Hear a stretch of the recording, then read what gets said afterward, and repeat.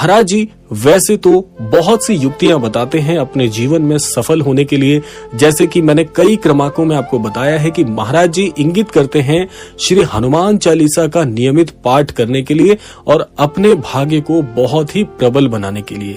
लेकिन आज का जो ये क्रमांक है श्री हनुमान चालीसा से हटके है। आज हम आपको बताएंगे एक ऐसी चालीसा जो कि श्रद्धेय श्री महाराज जी के लिए उनके एक बहुत ही परम अनन्य भक्त ने रचित की थी, और ये चालीसा जो है बहुत ही भाग्यवर्धककारी है।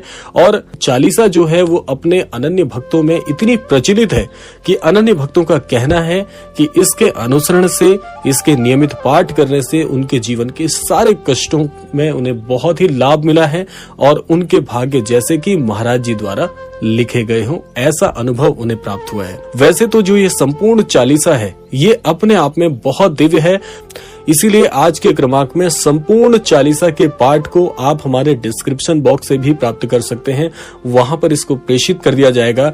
लेकिन इससे भी महत्वपूर्ण बात यह है कि संपूर्ण ये जो चालीसा है, इस चालीसा का नाम आपको बता देते हैं। सर्वप्रथम चालीसा का नाम है श्री विनय चालीसा, और श्री विनय चालीसा वैसे तो संपूर्णतः यदि पाठ किया जाए तो बहुत ही भाग्यवर्धककारी है, लेकिन इस विनय चालीसा के अंतर्गत भी कुछ ऐसी पंक्तियां हैं जो कि बहुत बहुत दिव्य हैं। तो इसीलिए आज उन दिव्य चौपाइयों का, उन दिव्य पंक्तियों को हम इसमें शामिल करके बताएंगे आपको कि कैसे ये आपके लिए बहुत लाभकारी हो सकती हैं। आइए क्रमबद्ध तरीके से इस पे बात कर लेते हैं। सबसे पहले जो इसकी पंक्ति है बहुत बहुत अद्भुत है, पहले उसके विषय में हम जान लेते हैं। एक पंक्ति इसमें आती है, मैं आपको बता देता हूँ उस पंक्ति को। मैं हूँ बुद्धि मलिन अति, श्रद्धा भक्ति विहीन, करूं विनय कछु आपकी, हो सभी विधि दीन।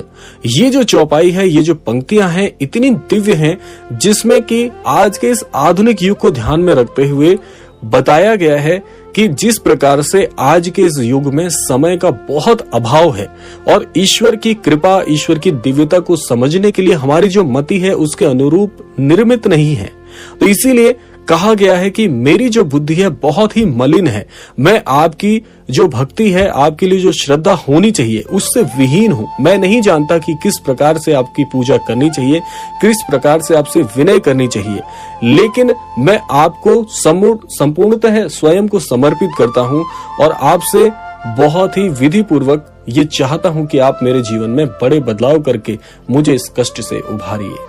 इस प्रकार से इस पंक्ति का अर्थ है। तो ये आपको मैंने अर्थ बताया। अब जान लेते हैं कि इस पंक्ति की, इस चौपाई की दिव्यता क्या है।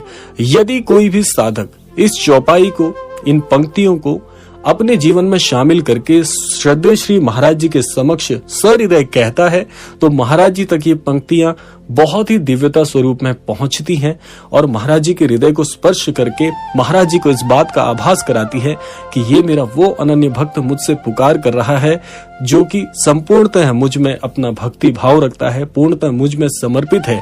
तो महाराज जी इस पंक्ति को सुनकर, आपकी प्रार्थना को सुनकर दौड़े चले आते हैं। और इसीलिए मैं हर क्रमांक में आपको बताता हूँ, प्रार्थना कीजिए और जितनी ज्यादा प्रार्थना करेंगे, क्योंकि महाराज जी इतने भोले हैं।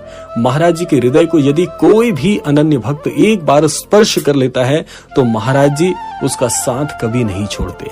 तो ये पहली पंक्ति है, ये पहली चौपाई है जो कि आप महाराज जी के लिए अवश्य प्रेषित करिए और अपने जीवन में होते हुए चमत्कारों का अनुभव करिए।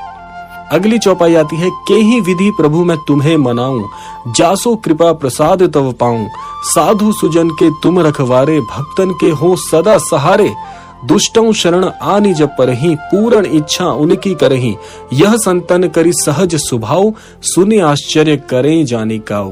पहले आपको इसका अर्थ बता देते हैं। इसका अर्थ है कि हे प्रभु, मैं विधि नहीं जानता कि किस प्रकार से मैं आपको मनाऊं, किस विधि से आपकी पूजा करूं, मुझे कुछ भी ज्ञात नहीं है।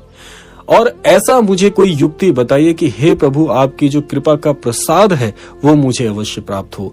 जिस प्रकार से साधु सज्जनों के आप रखवारे हैं, भक्तन के सभी हित करने वाले हैं, आपकी शरण में आने वाले जो दुष्ट जन भी हैं उनकी भी आप रक्षा करते हैं, उनकी भी इच्छा आप पूरी करते हैं। और उसी प्रकार से जिस प्रकार से माता पिता की संतानें उनसे प्रार्थनाएं करती हैं। आपकी संतान स्वरूप होकर मैं आपसे प्रार्थना करता हूं कि मेरे जीवन के सारे कष्ट हरिए और मेरे जीवन में वो आश्चर्यजनक स्थितियां मुझे प्रदान करिए जिससे मेरा कल्याण हो सके।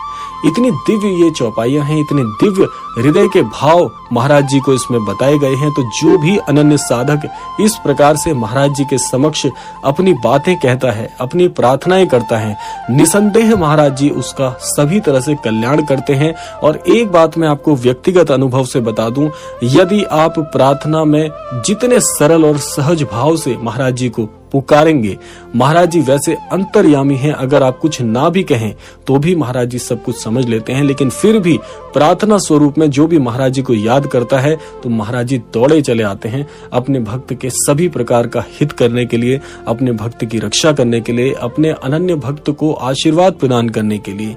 तो ये वो चालीसा है जिससे आप श्रद्धेय श्री महाराज जी को बड़ी सरलता से, सहजता से प्राप्त कर सकते हैं। किसी प्रकार का कोई भी ऐसा कार्य इसमें नहीं है कि बहुत ही अनेकों विधियां बताई, बहुत ही सरल भाव से बताया गया है। इतनी सरलता से यदि कोई भी अनभिज्ञ व्यक्ति भी यदि महाराज जी को पुकारता है तो महाराज जी उसकी पुकार भी सुन लेते हैं। और हर बार मैं आपको एक बात समझाने का प्रयास करता हूं कि जब बात भक्ति की आती है तो भक्ति में किसी प्रकार का आडंबर नहीं चलता। भक्ति तो ऐसे ही हृदय में वास करती है जो सरल है, सहज है, और ऐसे ही जनों को ईश्वर की और गुरुजनों की प्राप्ति होती है जिनका हृदय बहुत ही पवित्र होता है। तो अपनी भक्ति भाव में पवित्रता को लेकर आइए, आपका जीवन बदलते क्षण भर की भी देर नहीं लगेगी।